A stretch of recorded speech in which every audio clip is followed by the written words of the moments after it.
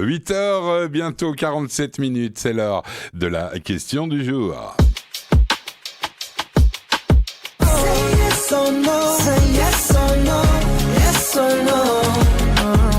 Et la question qui vous était posée était: allez-vous vous rendre aux allumages publics des bougies de Hanouka? Eh bien oui, fonction de l'atmosphère ambiante, bien sûr.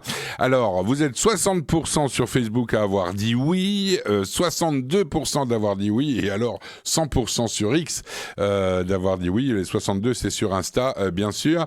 Et on va demander son avis à notre invité. Il s'agit, comme souvent, et on l'en remercie, Claude Moniquet, spécialiste de contre-terrorisme et co-auteur avec Geneviève Etienne d'un livre intitulé Comprendre le 7 octobre. On va voir s'il partage l'enthousiasme et le positivisme, on va le dire, de nos auditeurs. Lise, je vous laisse en parler avec lui. Je ne sais pas si c'est du positivisme ou simplement du combat, Didier, mais c'est sûr que de se rendre dans un allumage de Hanouka public, c'est dire on n'a pas peur, ou en tout cas on ne veut pas avoir suffisamment peur pour ne pas y aller. Et c'est bien entendu à cause de ce qui s'est passé à l'allumage de Hanouka à Bondi Beach, à Sydney, la semaine dernière. Claude Moniquet, bonjour. Bonjour Lise et bonjour à Didier. Merci d'être avec nous ce matin sur Radio Judaïka. Donc, une grande majorité des auditeurs qui va tout de même se rendre aux allumages publics de Hanouka. J'ai envie de dire que c'est encore heureux parce que si on était dans une grande majorité de l'inverse, ça voudrait dire que la Belgique a un peu perdu son combat contre le terrorisme, Claude. Oui, mais non, la Belgique n'a pas perdu son combat contre le terrorisme. Il y a une menace terroriste, mais partout en Europe d'ailleurs, que ce soit en Belgique ou en France, la majorité des attentats, quels qu'ils soient, sont toujours empêchés par les services de renseignement et la police. Donc, et je pense que nos éditeurs ont raison. Il ne faut pas capituler, il faut exister, il faut vivre normalement. Bien entendu, être prudent, mais les rassemblements autour des allumages de Hanouka sont extrêmement sécurisés, à la fois par le BES que pour la communauté et par la police. Donc, le risque est quand même très limité. Alors justement, Claude, il y a un débat actuellement en Belgique. En France, les militaires sont depuis longtemps déjà devant les synagogues, les écoles juives, pas en permanence. Enfin, ils l'ont été pendant les attentats de 2015 et pendant des mois. Aujourd'hui, il y a plutôt des rondes, mais il y a une véritable collaboration, on va dire, en France entre la police et l'armée pour protéger les lieux juifs. C'est pas encore le cas en Belgique. Aujourd'hui, c'est une responsabilité sécuritaire qui incombe, pardon, simplement à la police. Est-ce qu'on a intérêt à aller vers un système à la française? C'est difficile à dire. Alors, en France, d'abord, il y a un historique. La France a été très lourdement frappée, beaucoup plus que la Belgique, et depuis beaucoup plus longtemps par le terrorisme. Donc, le plan, l'opération Sentinelle, qui elle-même succède à l'opération Vigipirate, ça existe quasiment depuis 30 ans. Donc, on est habitué à la présence de militaires en complément de la police dans des patrouilles, dans les gares, les lieux publics, certains quartiers autour de certaines institutions, etc. En Belgique, rappelons-nous qu'on a eu le déploiement de l'armée après les attentats de 2016.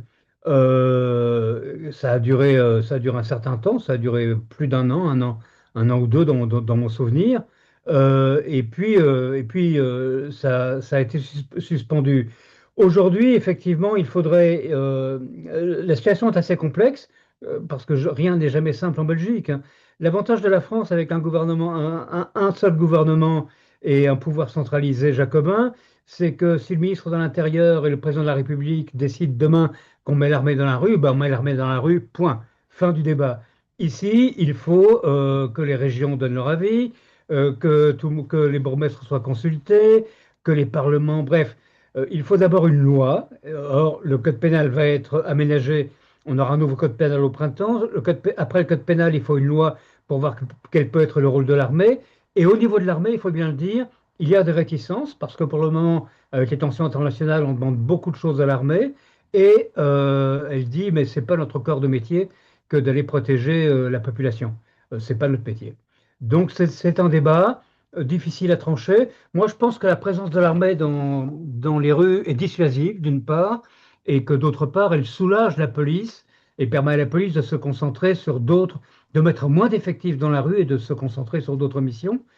mais c'est pas moi qui décide. Ça ne vous a pas Mm. échappé. Mais ça, des fois, c'est bien dommage, Claude.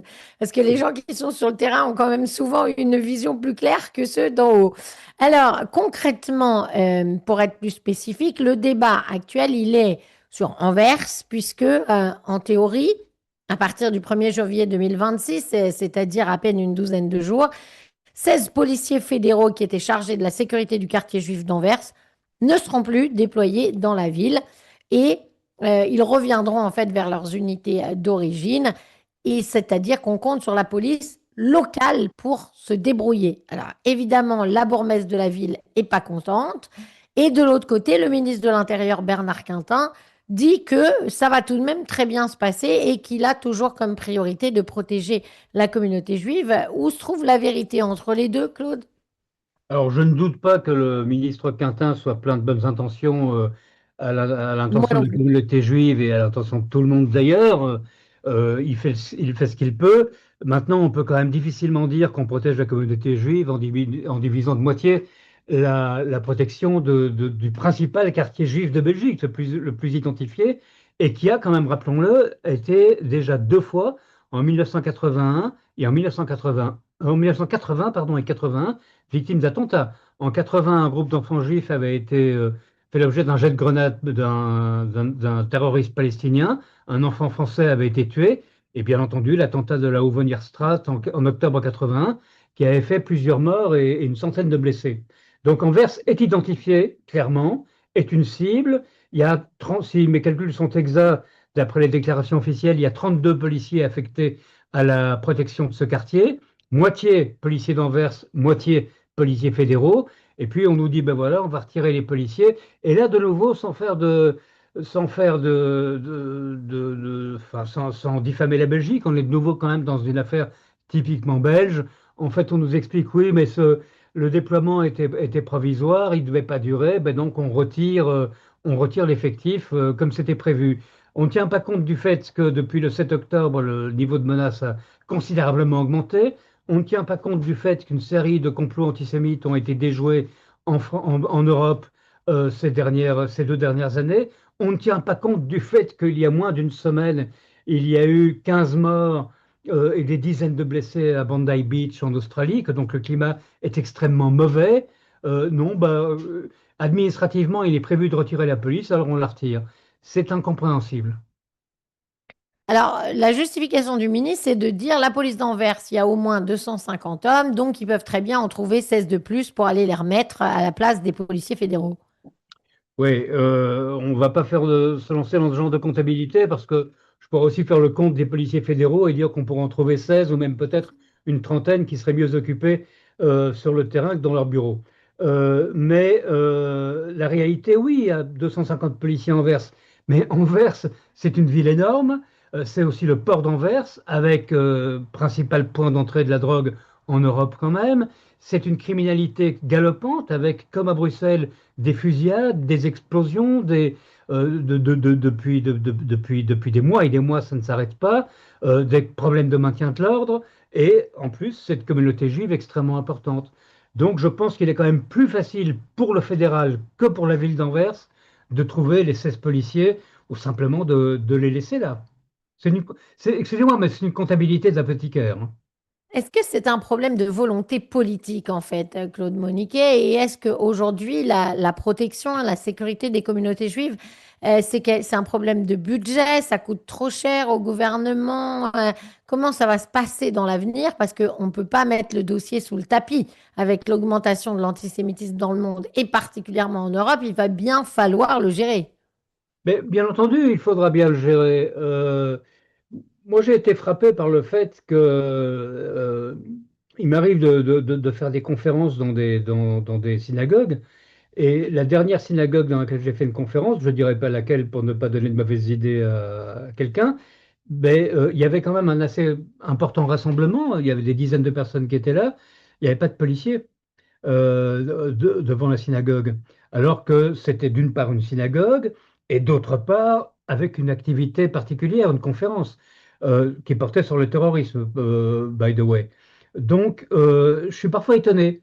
par les dispositifs. Alors, je comprends très bien, c'est très compliqué, l'allocation de moyens, hein, la gestion des ressources humaines dans la police, avec les patrouilles, le jour, la nuit, tout ça, tout le monde est d'accord sur le fait que c'est compliqué. Mais il y a des mesures qu'il faudrait prendre qui rendraient les choses plus faciles. Par exemple, à Bruxelles, la fameuse question de la zone de police unique, qui permettrait de libérer du personnel. Parce que dans les polices de Bruxelles, même avec les zones de police qui existent aujourd'hui, on a une série de gens qui sont coincés dans des tâches de bureau, des tâches administratives. Si on centralisait tout, on aurait peut-être une plus grosse administration, mais dans chaque commune, on pourrait libérer des gens sur le terrain. Et l'important, c'est d'avoir du bleu dans les rues. Et en l'occurrence, en ce qui nous concerne, du bleu devant les synagogues, autour des événements juifs, etc. Et manifestement, alors bien entendu, on fait un effort pour Hanouka, mais manifestement, en Anvers, personne ne veut faire l'effort. En tout cas, le On y fédéral. reviendra de toute façon à Claude Moniquet, sachant que cette réforme de la zone de police bruxelloise, elle est loin d'être réglée. Le Conseil d'État vient de proposer et de retoquer le projet. Donc, on aura malheureusement l'occasion d'en rediscuter largement d'ici cet été. Merci Claude Moniquet d'avoir été avec nous ce matin pour cette question du jour tellement épineuse, spécialiste de contre-terrorisme et co-auteur avec Génoféva Etienne de Comprendre le 7 octobre. Bonne journée à vous, à très bientôt. Merci Lise, à bientôt. Judaïka 90.2 FM. Bonne journée Claude Moniquet, bon travail et à très vite sur cette antenne. Il est 8h58, page de pub et ensuite on retrouve Lise Benkemoun et Jonathan Serrero pour l'info. Bienvenue à la brasserie Le Parvis, véritable institution